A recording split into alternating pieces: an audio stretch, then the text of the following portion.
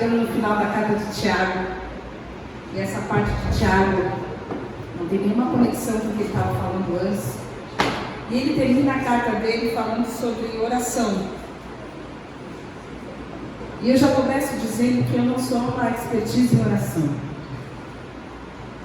É difícil que uma pessoa se olhe no espelho e fale: eu atingi o ponto ideal da oração. Parece que por mais que a gente deseje e entenda a nossa necessidade de oração, mais distante a gente fica daquilo que é o ideal, o padrão de Deus, o relacionamento com Deus da oração. Mas é sobre isso que Tiago vai falar, e que é a palavra de Deus para os nossos corações nessa manhã. A oração como sendo um lugar de poder, um lugar de relacionamento. A oração é como se fosse o coração de uma fé viva, de um relacionamento espiritual frutífero com Deus, porque é através da oração que a gente recebe o poder de Deus para enfrentarmos as dificuldades. É através da oração que nós recebemos a presença que conforta.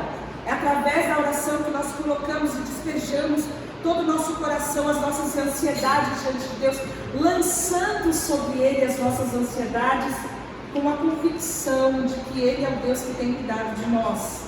Então, quando a gente começa a falar de oração, é sempre um motivo que a gente precisa abrir os nossos olhos, abrir os nossos corações, porque é sempre algo que o Espírito Santo quer ministrar ao nosso coração. E existe algo especial na vida de Tiago, uma informação da bibliografia desse Tiago, que é irmão de Jesus. Esse homem que era um líder na igreja, ele era um homem de tanta oração, ele passava tantos dias e horas diante de Deus orando, e alguns comentaristas falavam que ele fazia isso na sinagoga. Ele não só orava em secreto no quarto dele, mas ele orava por muitas e muitas horas na sinagoga, que a bibliografia dele retrata ele como alguém que tinha os joelhos machucados. Na verdade, ele era conhecido o homem com joelhos de camelo. De tanto orar, esse homem, esse Tiago, que escreve para nós essa carta, tinha os joelhos todos deformados por causa desse período de oração que ele tinha diante de Deus. E quando você vai ler a forma com que esse homem de oração morreu, eu não sei quantos sabem como o Tiago que escreveu essa carta morreu, vocês sabem? Ele morreu como um mártir.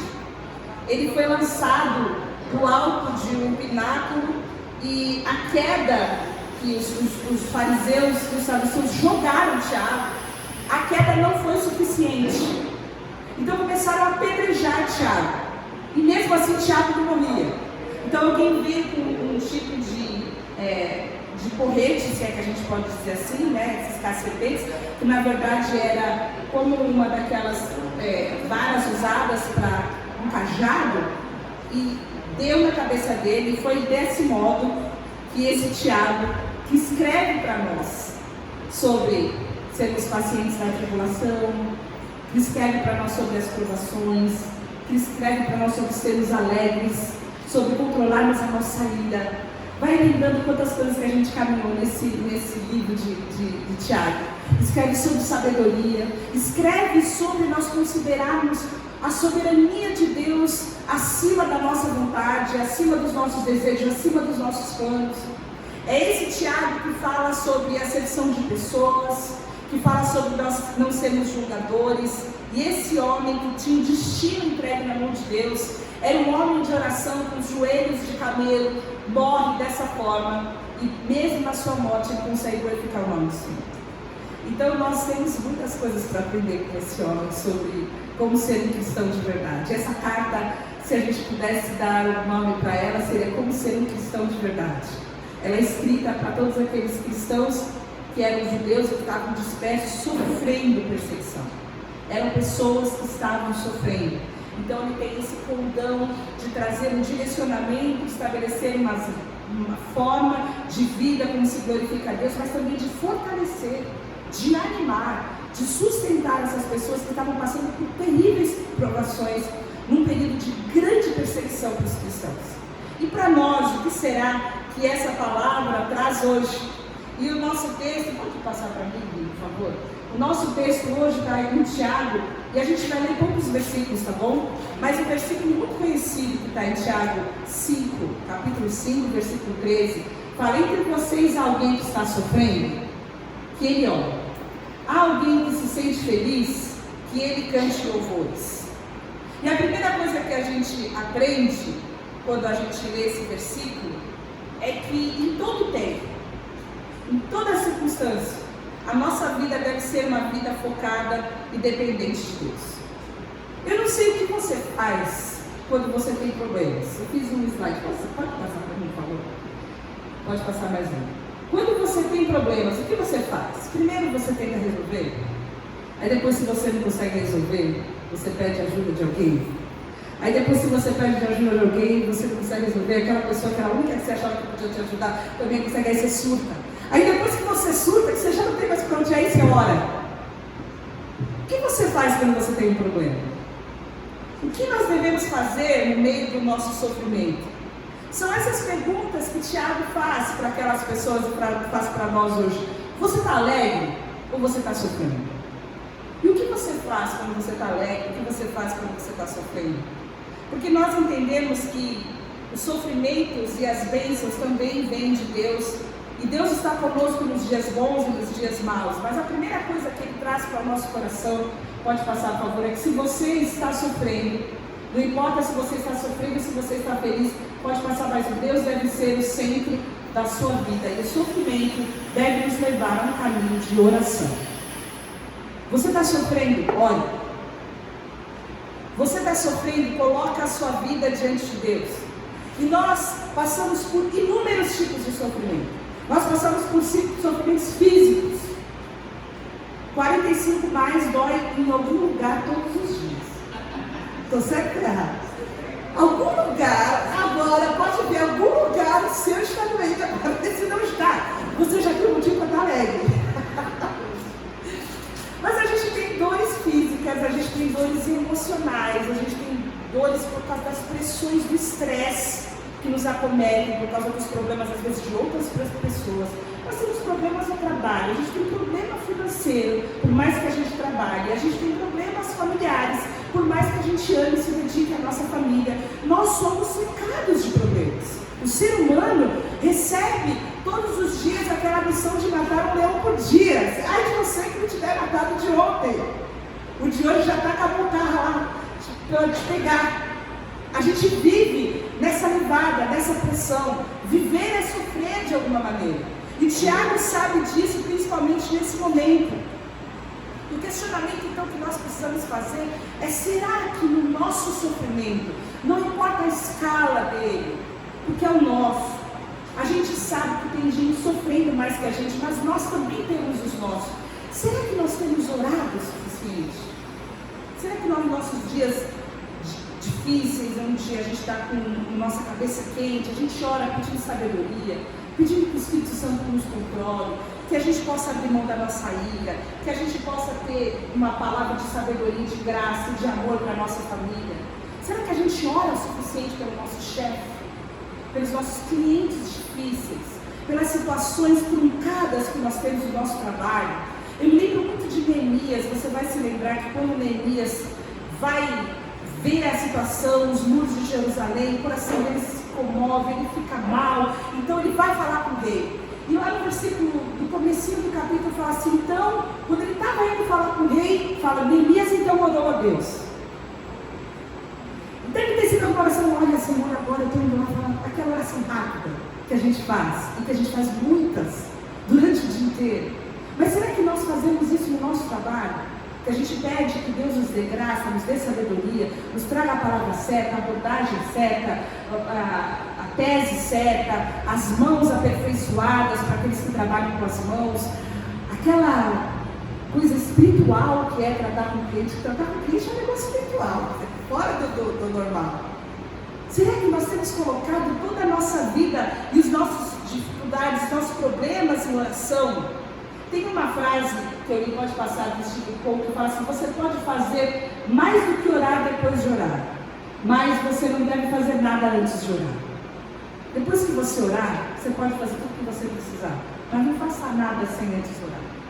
Coloque a oração como uma primeira resposta, uma primeira situação, como a primeira tomada de atitude no momento de adversidade, no momento de dor, no momento de angústia, no momento de medo, no momento de dívida, no momento de dúvida. Coloque o Senhor, coloque a sua vida, coloque o seu coração diante de Deus em primeiro lugar. E aí você me pergunta, como orar? Na maioria das vezes vai ser Senhor, me tira dessa. Mas além desse Senhor, me tira dessa, Senhor, tem misericórdia, Senhor, derrama da sua graça, nós aprendemos algumas orações que nós podemos fazer aqui com o Tiago no decorrer dessa carta. Eu quero te lembrar, pode passar, por favor. Nós podemos orar por sabedoria, orar pela capacidade de perseverar com alegria, que é muito difícil, porque cansa. Tem uma hora que a gente fica pesado, passar por aquele mesmo problema, e o problema não se resolve, você está ali percebendo, mas a alegria parece que vai se esvaindo. Você pode orar para que Deus use essa crise, esse momento, para o seu propósito, para a sua glória, para que Ele glorifique o nome dEle na sua vida. Você pode orar para que o fruto do Espírito cresça na sua vida nesse momento. Você precisa de paciência, ore. Você precisa de amor, ore. Você precisa de ser alguém bondoso, porque está muito difícil você ser bondoso naquela situação. Ore, peça que o Espírito Santo aperfeiçoe esse fruto, essa natureza divina em você. E você pode orar, sabedoria repetir, é isso mesmo. Então nós podemos orar. Existem orações que nós podemos fazer sem ser as orações apenas para que Deus resolva aquele problema. Porque enquanto nós sofremos, nós já vimos isso, Deus está trabalhando em nós. Existem coisas de Deus sendo geradas, deveriam estar sendo geradas em nós. E pode ser que a gente dê mais uma volta no deserto porque a gente ainda não aprendeu a lição. Vocês já ouviram isso?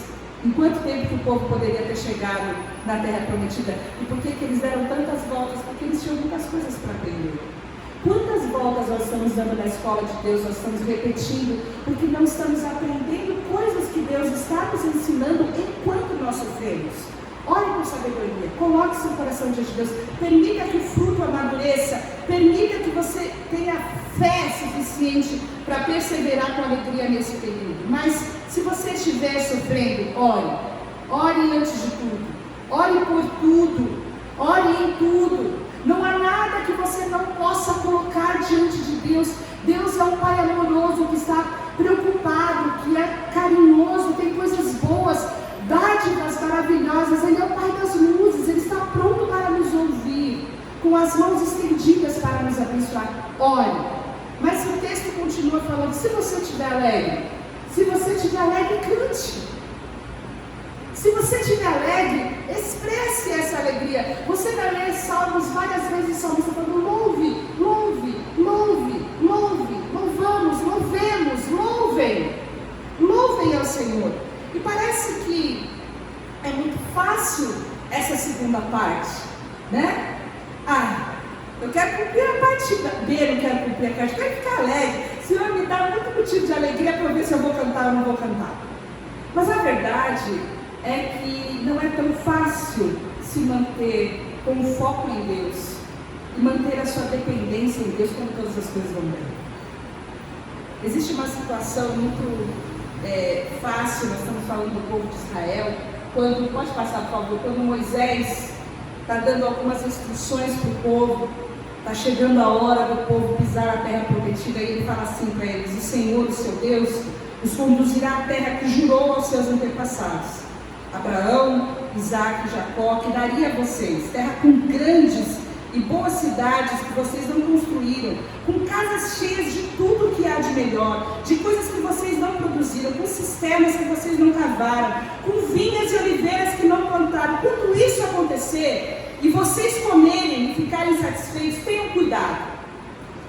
Tenham cuidado, não esqueçam o Senhor que os tirou do Egito, da terra da escravidão. Se a gente pudesse fazer uma paráfrase para nós, seria como se Moisés estivesse prometendo para você que então você ia ter aquela casa que você sonha, com todas aquelas coisas que você fica pesquisando no Pinterest, todas aquelas coisas que você gostaria de ter na sua casa, e que a sua empresa, o seu negócio ia dar tão certo, mas tão certo, que você ia ter um lucro que você jamais imaginou, nada jamais ia ter falta. ou que o seu patrão ia te dar um aumento, que você ia pagar todas as coisas, você ia conseguir sobrar, ia investir. Olha, você se prepara, que esse dia vai chegar e você fala, e ele fala, tem cuidado. Quando os seus sonhos forem realizados, tenha cuidado e não se esqueça do Senhor. Tenha cuidado e não se esqueça do Senhor. E você vai se lembrar de quantas pessoas passaram na nossa vida, estiveram do nosso lado orando e clamando em dias difíceis. Nós oramos juntos, nós clamamos ao Senhor junto. E quando o problema passou, você nunca mais viu aquela pessoa. Não tem? Porque ela queria de Deus aquela bênção. Depois que ela conseguiu, ela se esqueceu do Senhor. O salmista fala isso também, pode passar por favor, Vinho. Bendiga ao Senhor a minha alma, não se esqueça de nenhuma das suas bênçãos. E é por isso que nós, muitas vezes, uma vez no mês, a gente vem aqui, a gente lembra do sacrifício de Jesus. Porque depois de sermos abençoados e termos o sangue derramado sobre as nossas vidas, o perdão dos nossos pecados, a possibilidade de termos um relacionamento com o Pai, com Deus como Pai, muitas vezes nós nos esquecemos do sacrifício de Jesus. Por isso que a palavra fala, fiquem juntos, façam isso como memorial até que eu venha, porque a gente se esquece. E eu tenho mais uma frase do Calvino que fala, não há tempo em que Deus não nos convide para si mesmos. Quando as coisas estiverem indo bem, louve, cante. E eu tenho algumas considerações para falar sobre isso. A primeira delas, pode passar, Vinho. Seja feliz e não se sinta culpado. Você já passou por uma situação que está indo tão bem que você está até constrangido? Aí está pegando pá, sua volta, você está ali quietinho, vibrando. E às vezes a gente se sente culpado de tanta coisa boa que acontece na nossa vida. Eu não sei se você já experimentou isso. Eu brinco com o meu irmão e falo, não tem tudo muito certo as coisas, meu Deus, já vem a tribulação. A gente está dando tudo muito certo, a gente já fica assim, põe as barbas de mão que alguma bomba vai vir. A gente não curte. E Deus está falando sobre isso no dia bom, seja feliz. No dia bom, louve, adore, curta, aproveite, porque há tempo para chorar, mas também há tempo para rir. Existe um tempo para todas as coisas diante de Deus, é tempo de prantear e tempo de dançar. Então, se você estiver feliz, deixa fluir, seja alegre, contagie as pessoas à sua volta para que outras pessoas possam se alegrar com você enquanto você está aí. E se as pessoas não se alegram, sai de perto desses invejosos e vai para perto de gente que se alegra quando tem gente alegre. Seja feliz, não se sinta culpado. A segunda coisa é que tanto nos dias bons como nos dias maus, Deus deve ser o centro das nossas vidas. É sobre isso o versículo 13. Se você estiver triste, chateado, sofrido, ore. Se você estiver feliz, ore também, louve, agradeça, adore, seja feliz na presença de Deus, mas não se esqueça dele.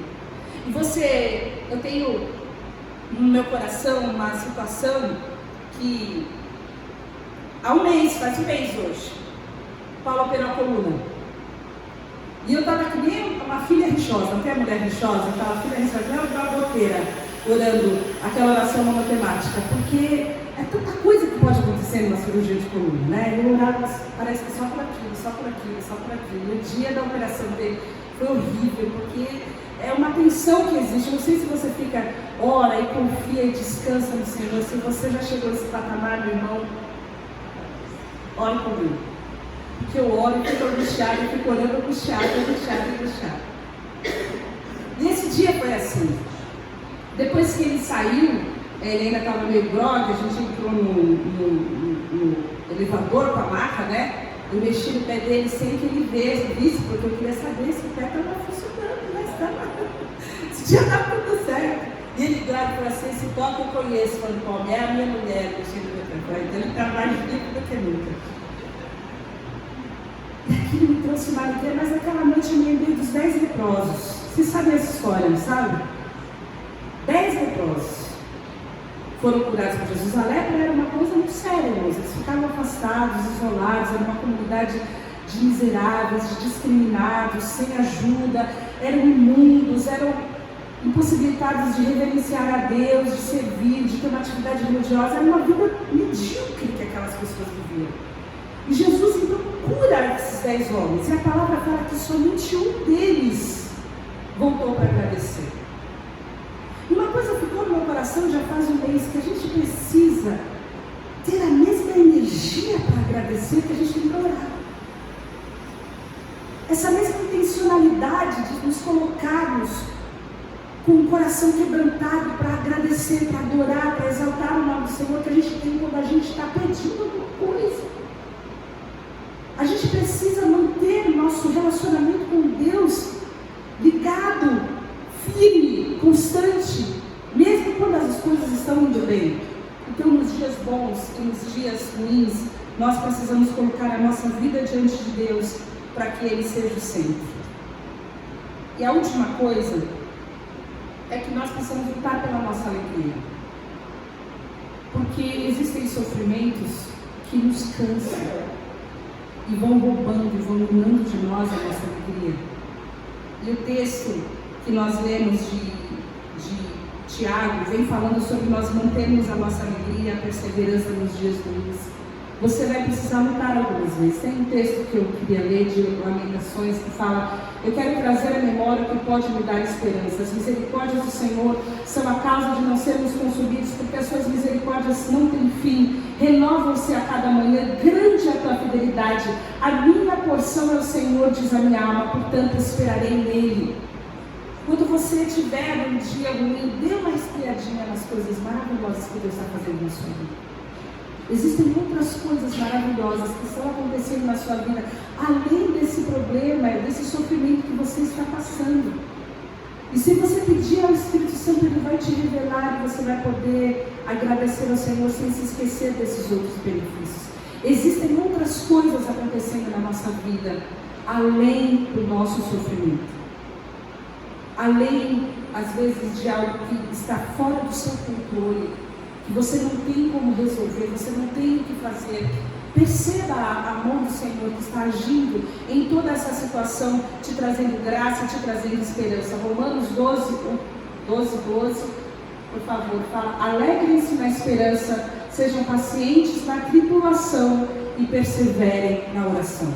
Dias bons e dias ruins são dias em que nós devemos colocar a nossa vida em Deus.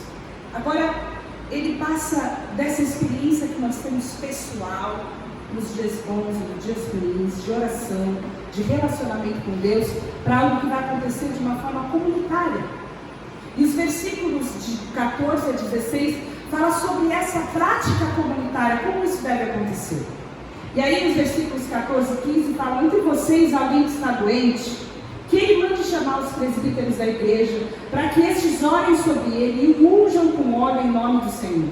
E a oração feita com fé curará o doente, o Senhor o levantará, e se houver cometido pecados, ele será perdoado. Esse texto é o texto usado para muitas pessoas como aquele texto da extrema-unção. Você vai ouvir na igreja católica, tem até gente que não gosta de receber oração com óleo e fala: eita, que é isso? Não gosta, tem medo, por causa dessas práticas católicas. Mas não é sobre isso o texto. Nós temos a oportunidade, estudando versículo por versículo, de entender as interpretações desse texto. São basicamente duas interpretações. Eu vou começar com aquela que é a mais comum, que você vai ler comentários, ouvir ministrações sobre esse texto, falando que esse sofrimento que a pessoa está passando, essa doença, é a necessidade de uma cura física.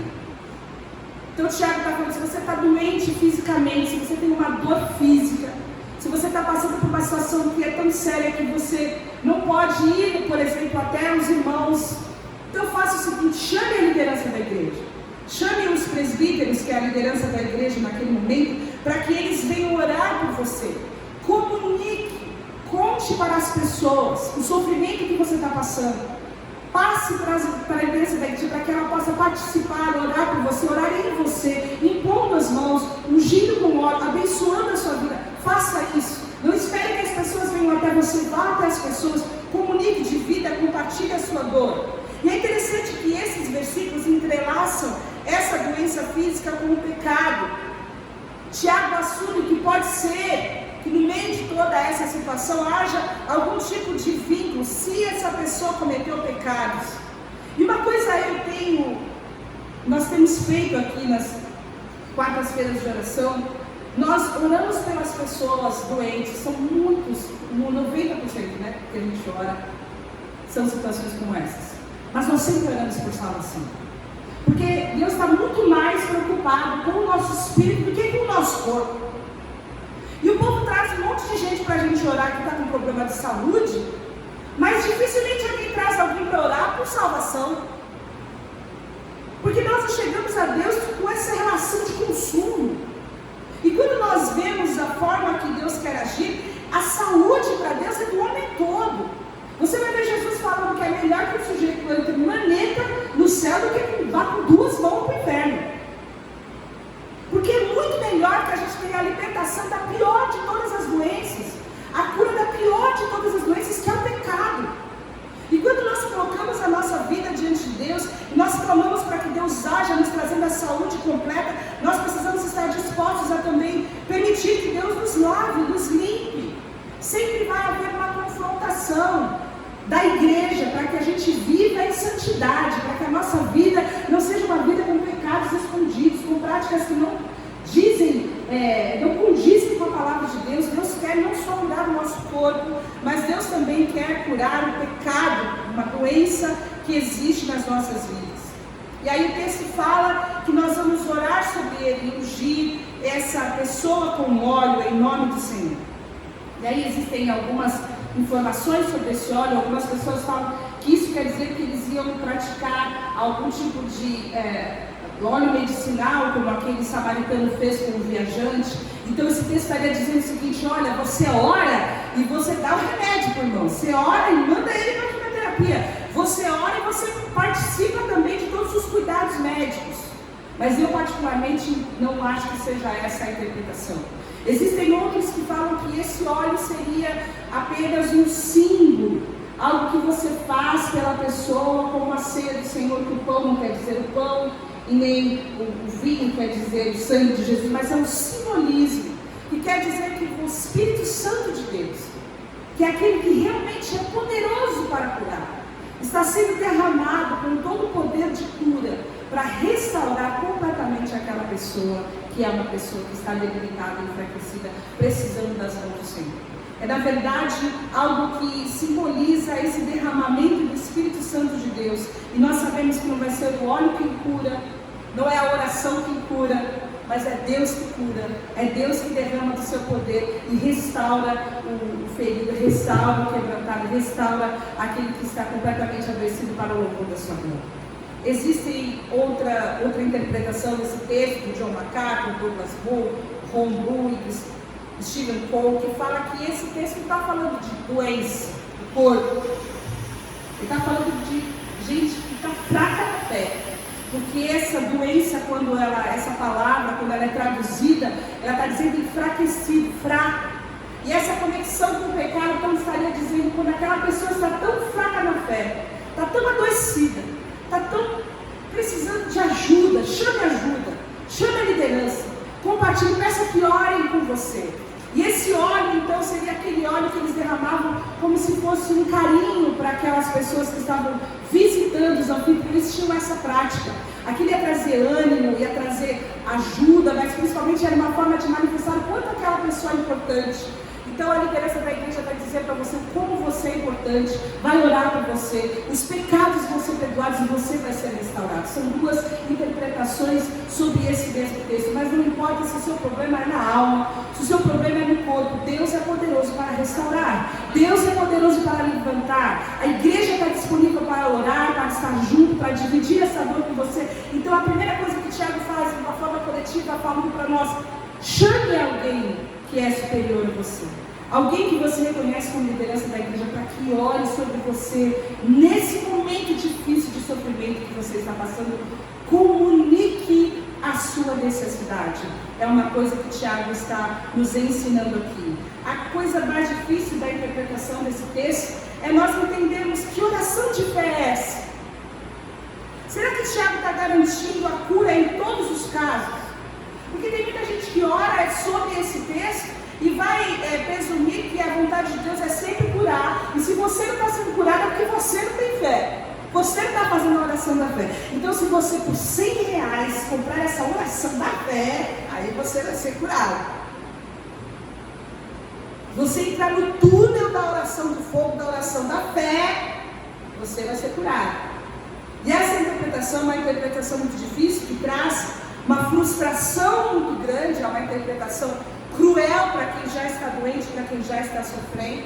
Quando nós olhamos a palavra de Deus, nós vemos Paulo, que era um homem que tinha um espinho na carne e foi curado.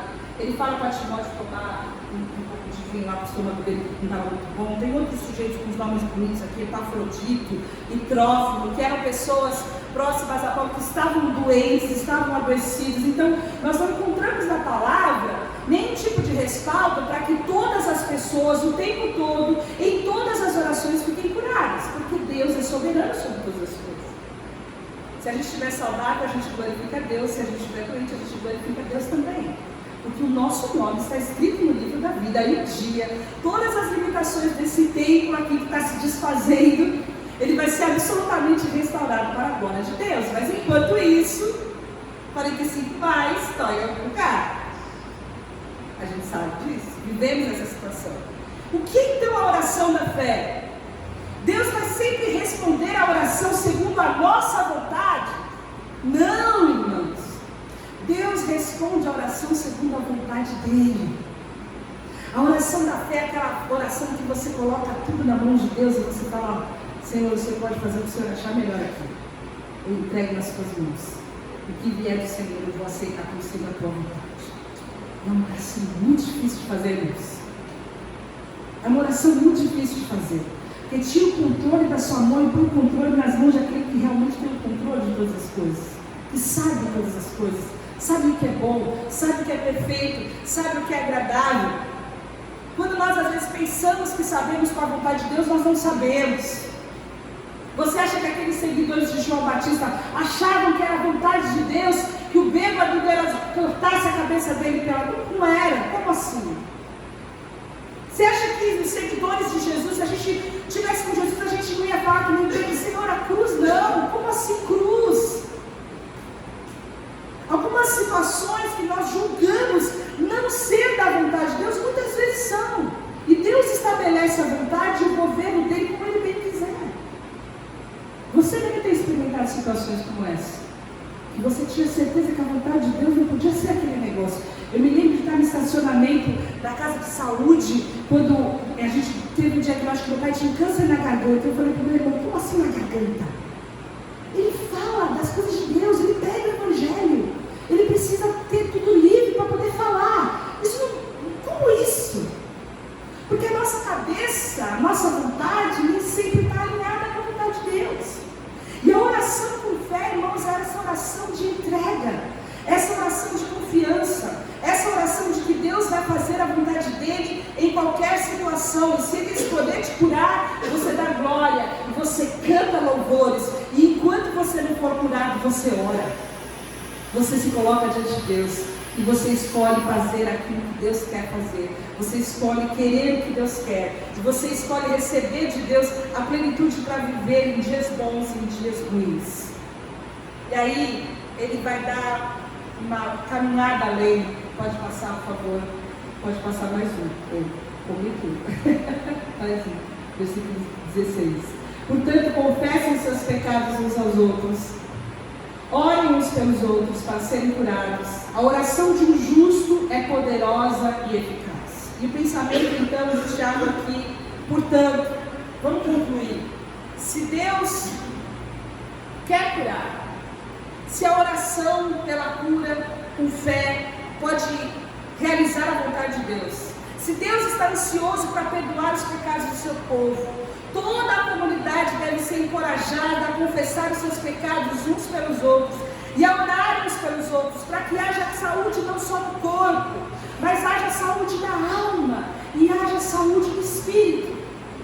E aqui então ele conclui: vocês não devem buscar só a saúde no corpo, vocês não devem buscar só a oração da liderança da igreja, vocês devem buscar amigos espirituais e ter comunhão espiritual, de forma que todos vocês estejam cobertos, não só para confessar os seus pecados, mas como orar uns pelos outros, para que todos possam ser curados. Essa deve ser a prática da igreja, a prática da confissão, a prática de abrir o coração, a prática de você ter alguém de confiança. E algumas vezes você realmente vai procurar a liderança da igreja por entender que eles são confiáveis, para que você abra o seu coração.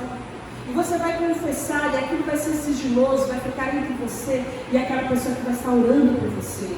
E Deus vai derramar da cura dele, dessa cura abençoadora. Essa relação de mão dupla, de você abrir o seu coração e ter alguém confiável, que vai ser sigiloso o suficiente, não só para guardar com ele essa confissão, como orar por você todos os dias, para a saúde na vida da igreja.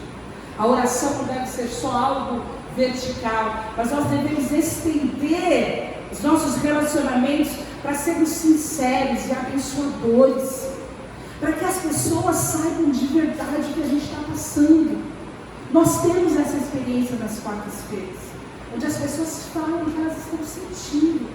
Elas falam de que elas estão chateadas, que elas estão nervosas, elas falam das coisas do dia a dia, elas falam das coisas sérias, elas falam do que elas estão sentindo. Isso traz vida entre nós, traz unidade entre nós. Eu duvido que o irmão não ore por aqueles motivos durante a semana, porque o coração arde. Você ouviu o coração de alguém pedindo uma oração ali naquela noite. Nós temos não só pedidos guardados, nós temos corações guardados conosco. Há um vínculo sendo tecido entre os irmãos.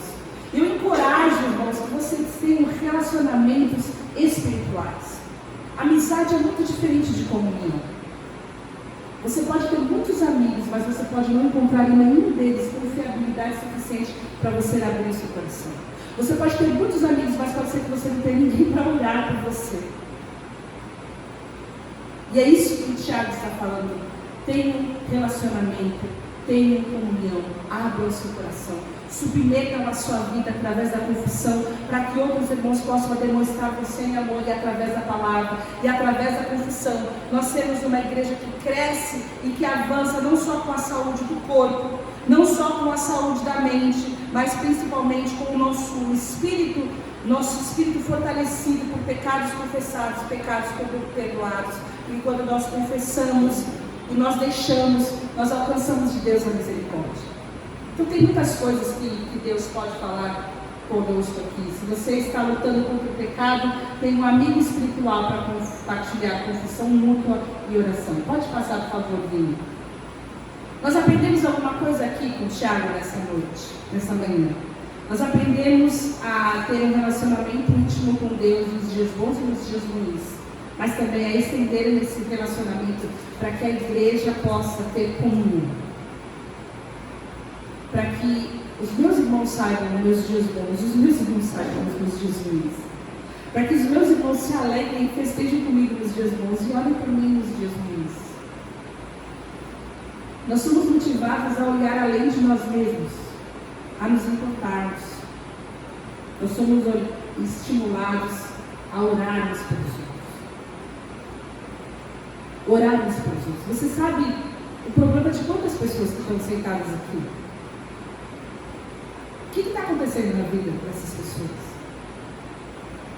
Por que você pode orar por essas pessoas? Porque se nós não formos igreja, se nós não estivermos juntos para orarmos pelos outros, a gente se assemelha a outro tipo de associações.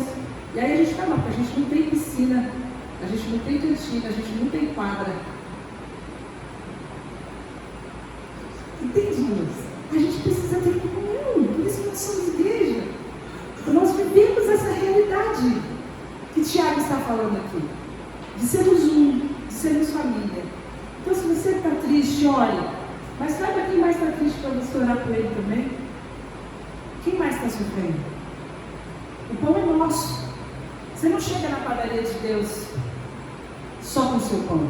O meu pão de cada dia. Você pede o pão nosso. Quem está feliz? Por que está feliz? Quero saber também. Fico sabendo das coisas só no Instagram, quero saber essa coisa boa. Interceda. Confesse.